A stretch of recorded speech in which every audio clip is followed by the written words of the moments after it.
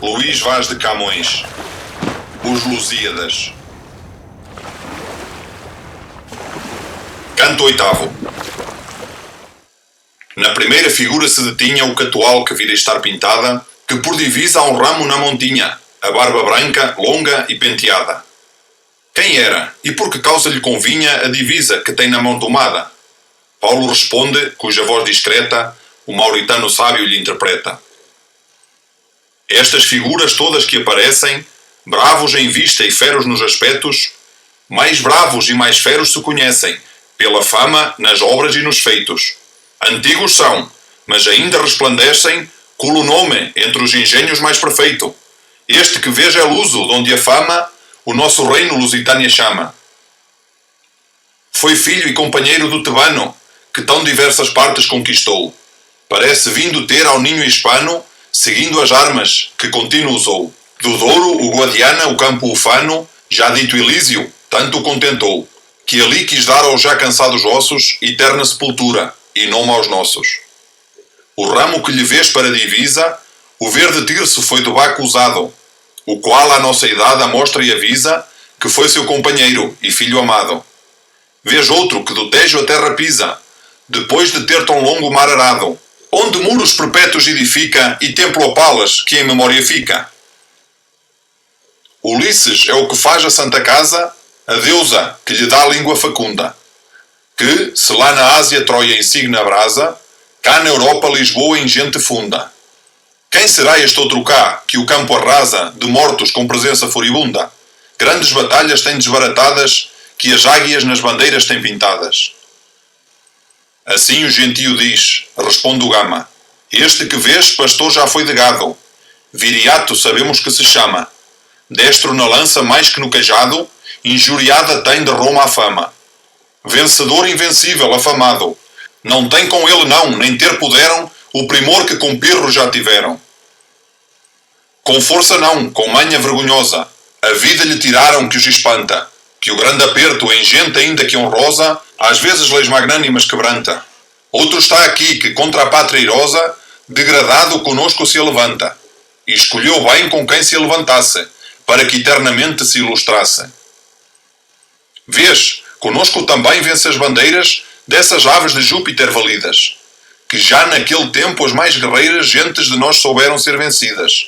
Olha tão subtis artes e maneiras, para adquirir os povos tão fingidas, a fatídica serva que o avisa, ele é Sertório e ela a sua divisa. Olha esta outra bandeira e vê pintado o grande progenitor dos reis primeiros. Nós húngaro o fazemos, porém nada o creem ser em lutaringe os estrangeiros. Depois de ter com os mouros superado galegos e leoneses cavaleiros, a Casa Santa passa ao Santo Henrique, porque o tronco dos reis se santifique. Quem é, me diz, este outro que me espanta? Pergunta o Malabar maravilhado. Que tantos esquadrões que gente tanta, com tão pouca tem roto e destroçado. Tantos muros aspérrimos quebranta, tantas batalhas dá, nunca cansado. Tantas coroas tem por tantas partes, a seus pés derribadas e estandartes. Este é o primeiro Afonso, disse o Gama, que todo Portugal aos mouros toma, por quem no Estígio Lago jura a fama de mais não celebrar nenhum de Roma. Este é aquele zeloso a quem Deus ama, com cujo braço o mouro inimigo doma, para quem de seu reino abaixa os muros, nada deixando já para os futuros. Se César, se Alexandre Rei tiveram tão pequeno poder, tão pouca gente, contra tantos inimigos quantos eram, os que desbaratava este excelente, não creias que seus nomes se estenderam com glórias imortais tão largamente, mas deixa os feitos seus inexplicáveis, vê que os de seus vassalos são notáveis.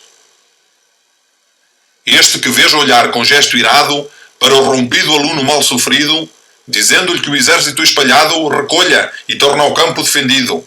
Torna o moço do velho acompanhado, que vencedor o torna de vencido. Egas Muniz se chama o forte velho, para leais vassalos claro espelho. Vê-lo cá vai com os filhos a entregar-se, a corda ao colo nu de seda e pano, porque não quis o moço sujeitar-se, como ele prometera, ao castelhano.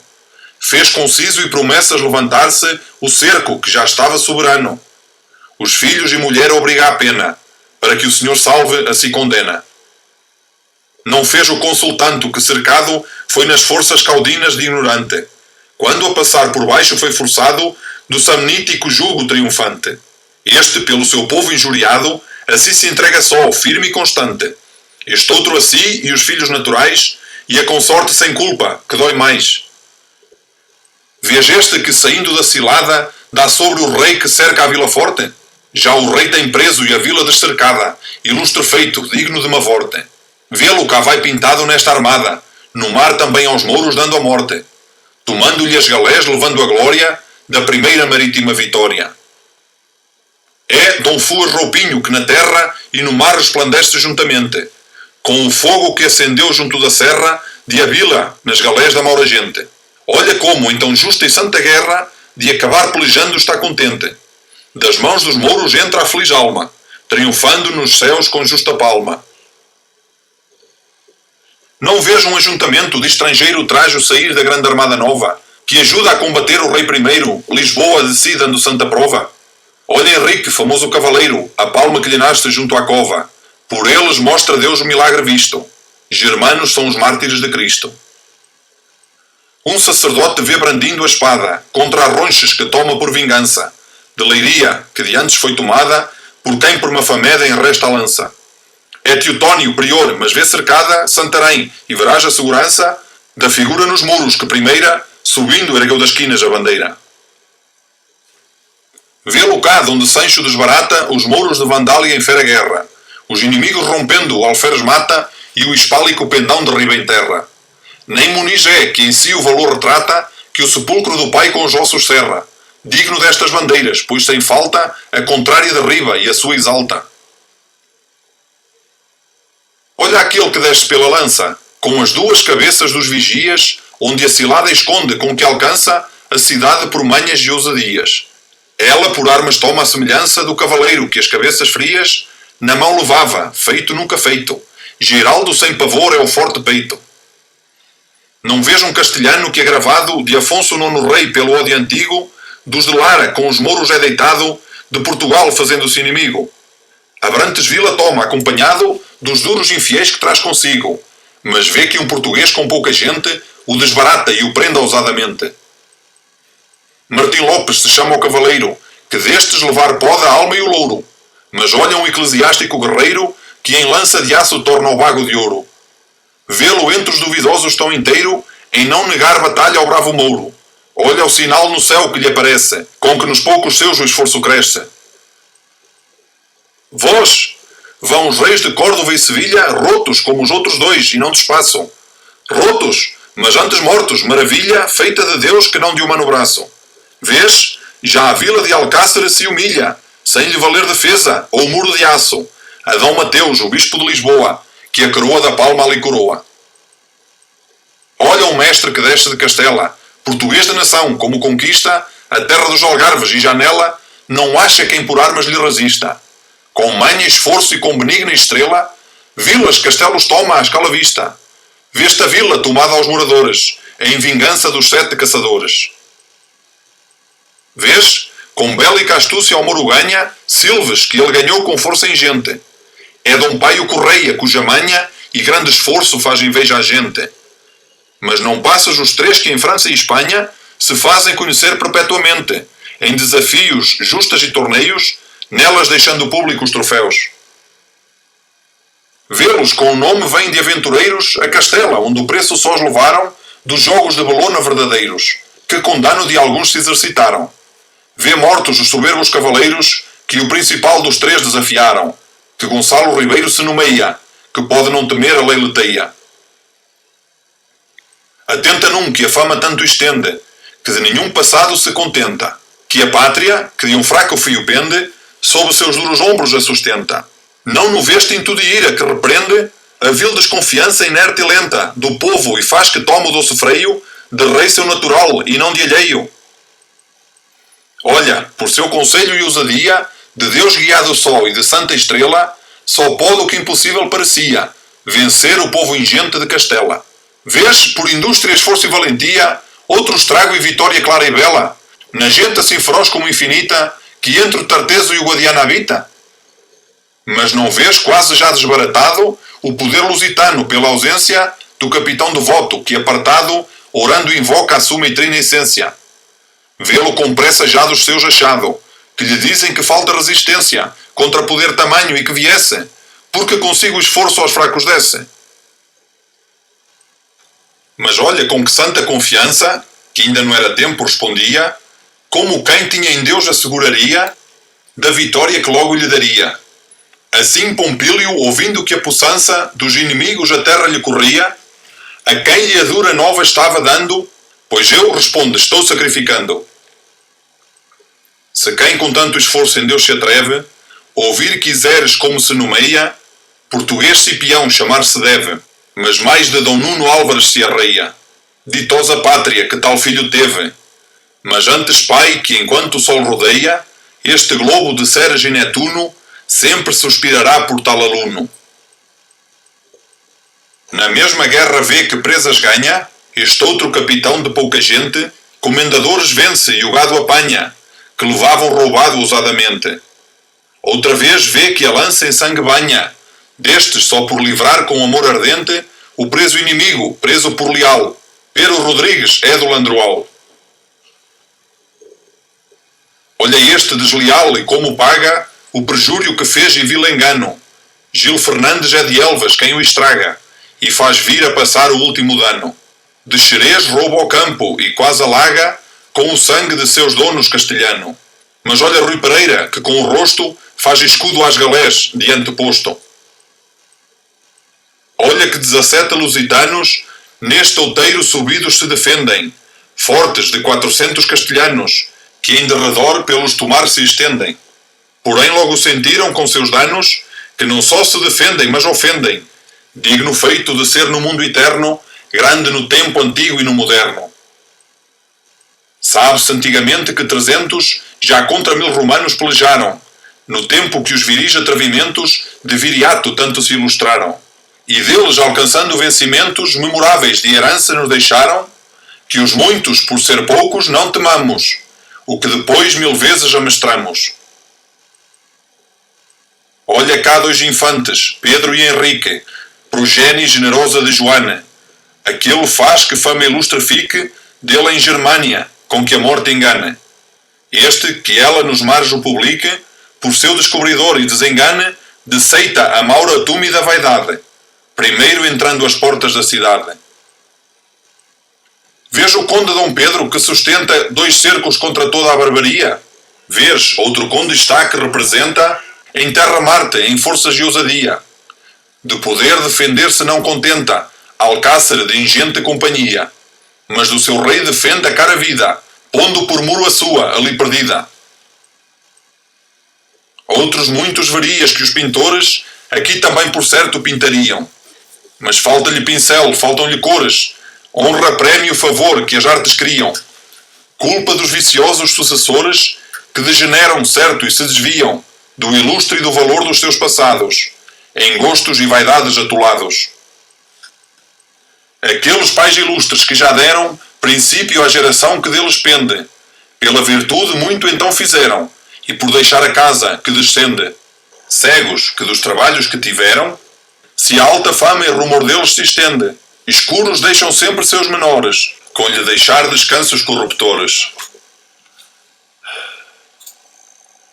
Outros também há grandes e abastados, sem nenhum tronco ilustre de onde venham. Culpa de reis que às vezes a privados dão mais que a 1000 que esforço e saber tenham. Estes os seus não querem ver pintados, crendo que cores vãs lhe não convenham. E, como a seu contrário natural, à pintura que fala, querem mal. Não nego que há contudo descendentes do generoso tronco e casa rica, que com costumes altos e excelentes sustentam a nobreza que lhe fica. E se a luz dos antigos seus parentes neles mais o valor não clarifica, não falta ao menos nem se faz escura. Mas destes acha poucos a pintura. Assim está declarando os grandes feitos, o gama que ali mostra a vária tinta, que a douta mão tão claros, tão perfeitos, do singular artífice ali pinta. Os olhos tinha prontos e direitos, o que atual na história bem distinta. 1000 vezes perguntava e 1000 ouvia, as gostosas batalhas que ele via.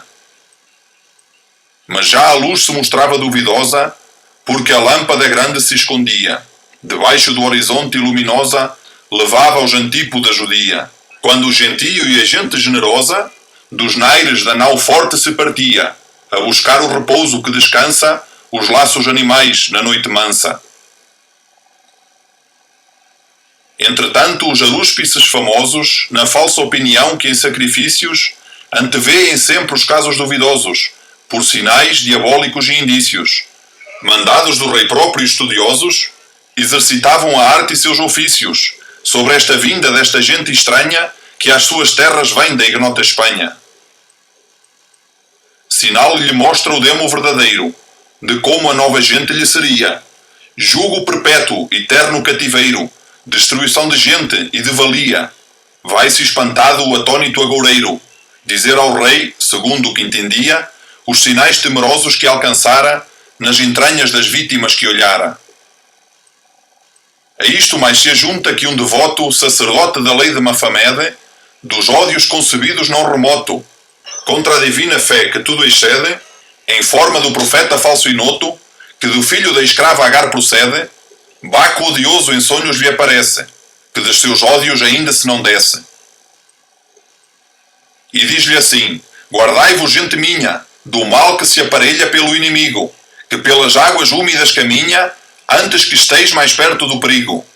Isto dizendo, acorda ao mouro azinha, espantada do sonho, mas consigo, cuida que não é mais que sonho usado, torna a dormir quieto e sossegado. Torna Baco dizendo: não conheces o grande legislador que a teus passados tem mostrado o preceito a que obedeces, sem o qual foreis muito batizados? Eu por ti rudo velo e tu adormeces, pois sabrás que aqueles que chegados de novo são serão muito grande dano da lei que eu dei ao néscio povo humano.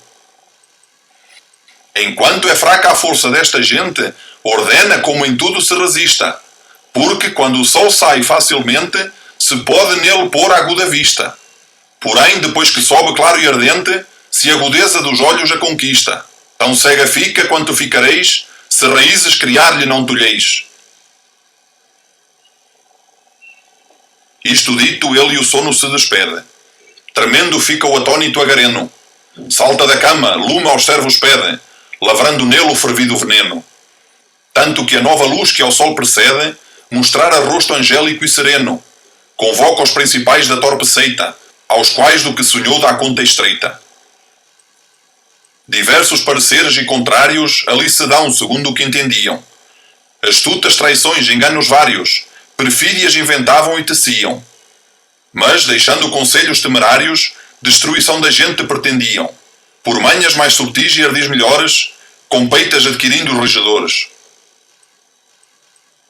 Com peitas, ouro e dádivas secretas, conciliam da terra os principais, e com razões notáveis e discretas, mostram ser perdição dos naturais, dizendo que são gentes inquietas, que, os mais discorrendo ocidentais, vivem só de piráticas rapinas, sem rei, sem leis humanas ou divinas. Oh, quanto deve o rei que bem governa de olhar que os conselheiros ou privados, de consciência e de virtude interna e de sincero amor sejam dotados. Porque, como este posto na suprema cadeira pode mal dos apartados negócios ter notícia mais inteira do que lhe der a língua conselheira. Nem tão pouco direi que tome tanto em grosso a consciência limpa e certa, que se enleve num pobre e humilde manto, onde a ambição acaso anda encoberta. E quando um bom em tudo é justo e santo, em negócios do mundo pouco acerta, que mal com eles poderá ter conta a quieta inocência que em só Deus pronta. Mas aqueles avaros catuais, que o gentílico povo governavam, induzidos das gentes infernais, o português despacho dilatavam. Mas o Gama que não pretende mais, de tudo quanto os mouros ordenavam, que levar a seu rei um sinal certo do mundo que deixava descoberto. Nisto trabalha só o que bem sabia, que depois que levasse esta certeza, armas e naus e gente mandaria, Manuel, que exercita a suma alteza, com que a seu jugo e lei submeteria das terras e do mar a redondeza, que ele não era mais que um diligente, descobridor das terras do Oriente. Falar ao rei gentio determina, porque com seu despacho se tornasse, que já sentia em tudo da malina gente impedir-se quanto desejasse. O rei, que da notícia falsa e indina não era de espantar-se se espantasse, que tão crédulo era em seus agouros, e mais sendo afirmados pelos mouros. Este temor lhe esfria ao baixo peito. Por outra parte, a força da cobiça, a quem por natureza está sujeito, um desejo imortal lhe acende a tiça, que bem vê que grandíssimo proveito fará se com verdade e com justiça o contrato fizer por longos anos que lhe comete o rei dos lusitanos. Sobre isto, nos conselhos que tomava, achava muito contrários pareceres, que naqueles com quem se aconselhava executa o dinheiro os seus poderes. O grande capitão chamar mandava, a quem chegado disse, se quiseres confessar-me a verdade limpa e nua, perdão alcançarás da culpa tua. Fala do Samorim ao Gama, eu sou bem informado que a embaixada que de teu rei me deste que é fingida, porque nem tu tens rei nem pátria amada, mas vagabundo vais passando a vida. Que quem da espere a última alongada, rei ou senhor da insânia desmedida, há de vir cometer com naus e frotas tão incertas viagens e remotas. E se de grandes reinos poderosos o teu rei tem a régia majestade, que presentes me trazes valerosos, sinais de tua incógnita verdade? Com peças e dons altos sumptuosos, se lia dos reis altos a amizade. Que sinal nem penhor não é bastante as palavras de um vago navegante. Se porventura vindes desterrados, como já foram homens de alta sorte, em meu reino sereis agasalhados, que toda a terra é pátria para o forte. Ou se piratas sois ao mar usados, dizei-mo sem temor de infâmia ou morte, que por se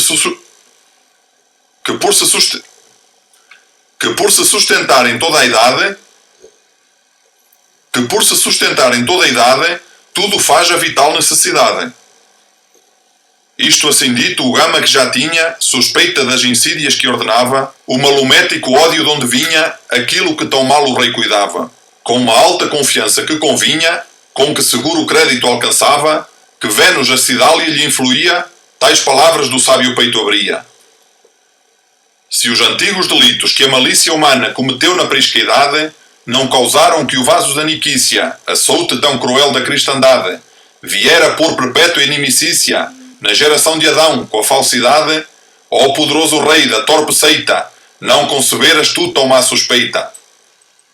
Mas porque nenhum grande bem se alcança, sem grandes opressões e em todo o feito, segue o temor os passos da esperança, que em suor vive sempre de seu peito.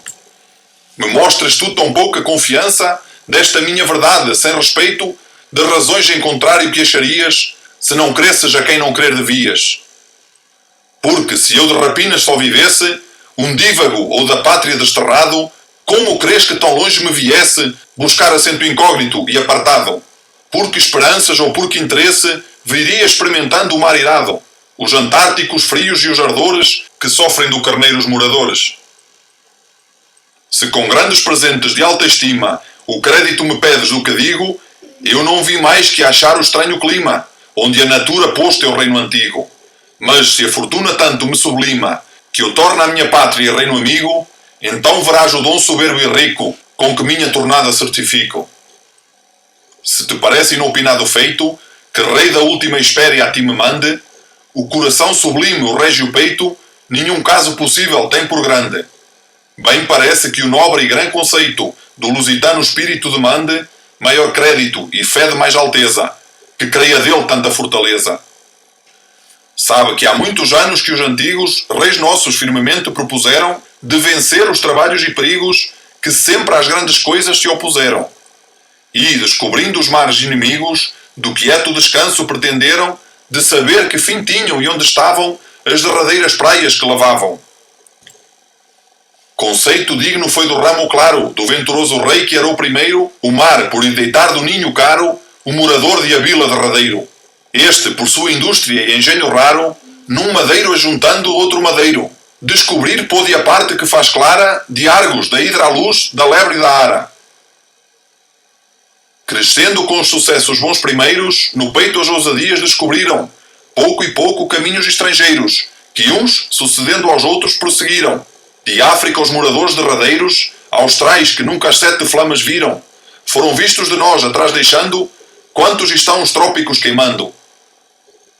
Assim, com firme peito e com tamanho, o propósito vencemos a fortuna, até que nós no teu terreno estranho viemos pôr a última coluna. Rompendo a força do líquido estranho, da tempestade horrífica e importuna, a ti chegamos, de quem só queremos, sinal que ao nosso rei de ti levemos. Esta é a verdade, rei, que não faria, por tão incerto bem, tão fraco prémio, qual, não sendo isto assim, esperar podia, tão longo, tão fingido e vão proémio. Mas antes descansar me deixaria, no nunca descansado e feiro grêmio, da madre Tétis, qual pirata inico, dos trabalhos alheios feito rico. Assim que é, ó rei, se minha gran verdade tens por qual é, sincera e não dobrada, ajunta-me ao despacho brevidade, não me impeças o gosto da tornada. E, se ainda te parece falsidade, cuida bem na razão que está provada, que com claro juízo pode ver-se, que fácil é a verdade de entender-se. Atento estava o rei na segurança, com que provava o Gama o que dizia. Concebe dele certa confiança, crédito firme enquanto proferia. Pondera das palavras a abastança, julga na autoridade grão-valia. Começa de julgar por enganados os catuais corruptos, mal julgados. Juntamente a cobiça do proveito, que espera do contrato lusitano, o faz obedecer e ter respeito com o capitão e não com o mau engano. Enfim, ao Gama manda que direito às naus se vá e seguro de algum dano, possa a terra mandar qualquer fazenda que pela especiaria troque e venda. Que mande da fazenda, enfim, lhe manda que nos reinos gangéticos faleça, se alguma tragedónia lá da banda, donde a terra se acaba e o mar começa. Já da real presença veneranda, se parte o capitão para onde peça, ao catual que dele tinha cargo, embarcação que a sua está de largo. Embarcação que o leva às nós lhe pede, mas o mau regedor que novos laços lhe maquinava nada lhe concede, interpondo tardanças e embaraços. Com ele parte ao cais porque o arrede, longe quanto puder dos régios passos, onde, sem que seu rei tenha notícia, faça o que lhe ensinar sua malícia. Lá bem longe lhe diz que lhe daria embarcação bastante em que partisse, ou que para a luz crástina do dia futuro sua partida diferisse. Já com tantas tardanças entendia o Gama que o gentio consentisse na má atenção dos mouros, torpe e fera, o que dele até ali não entendera. Era este catual um dos que estavam corruptos pela mão metana gente, o principal por quem se governavam as cidades do Samur impotente. Dele somente os mouros esperavam e feito a seus enganos torpemente. Ele que no conceito vil conspira, de suas esperanças não delira. O Gama com insistência lhe requer que o mande pôr nas naus e não lhe vale, e que assim lhe mandar lhe refere o nobre sucessor de Perimal. Por que razão lhe impede e lhe difere a fazenda trazer de Portugal? Pois aquilo que o rei já tem mandado não pode ser por outra interrogado. Pouco obedece o catual corrupto a tais palavras, ante revolvendo na fantasia algum subtil e astuto engano diabólico e estupendo. Ou como banhar possa o ferro bruto no sangue aborrecido estava vendo, ou como as naus em fogo lhe abrasasse, porque nenhuma a pátria mais tornasse. Que nenhum torne à pátria só pretende o conselho infernal dos maometanos, porque não saiba nunca onde se estende a terra é Oa e o rei dos lusitanos. Não parte o Gama enfim que lhe defende o regedor dos bárbaros profanos, nem sem licença sua ir se podia, que as almadias todas lhe tolhia. Aos brados e razões do capitão, responde o idolatra que mandasse chegar à terra as naus que longe estão, porque melhor dali fosse e tornasse. Sinal é de inimigo e de ladrão, que lá tão longe a frota se alargasse. Lhe diz, porque do certo e fido amigo é não temer do seu nenhum perigo. Nestas palavras o discreto Gama enxerga bem que as naus deseja perto o catual, porque com ferro e flama lhes assalte, por ódio descoberto. Em vários pensamentos se derrama, fantasiando estar remédio certo, que desse a quanto mal se lhe ordenava. Tudo temia, tudo enfim cuidava. Qual o reflexo lume do polido espelho de aço ou de cristal formoso, que, do raio solar sendo ferido, vai ferir noutra parte luminoso. E, sendo da ociosa mão movido, pela casa do moço curioso, anda pelas paredes e telhado, trêmulo aqui e ali e de sossegado. Tal o vago juízo flutuava do Gama preso quando lhe lembrara Coelho, se por acaso o esperava, na praia com os batéis, como ordenara. Logo secretamente lhe mandava que se tornasse à frota que deixara, não fosse salteado dos enganos que esperava dos feros maometanos.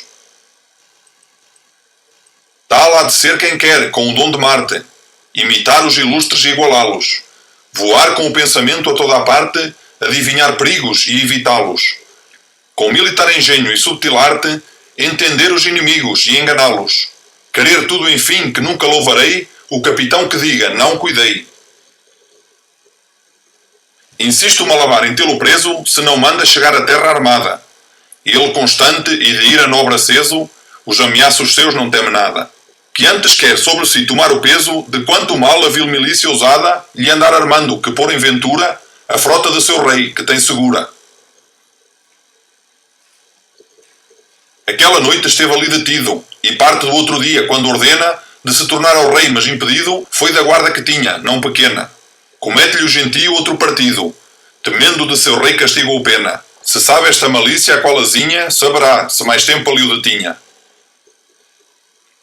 Diz-lhe que mande vir toda a fazenda vendível que trazia para a terra, para que devagar se troque e venda, que quem não quer comércio busca guerra. Posto que os maus propósitos entenda, o Gama que o danado peito encerra, consente, porque sabe por verdade, que compra com a fazenda a liberdade. Concentram-se que o negro mande dar embarcações idóneas com que venha, que os seus batéis não quer aventurar onde lhes tome o inimigo ou lhes detenha. Partem as almadias a buscar mercadoria hispana que convenha, e escreve a seu irmão que lhe mandasse a fazenda com que se resgatasse.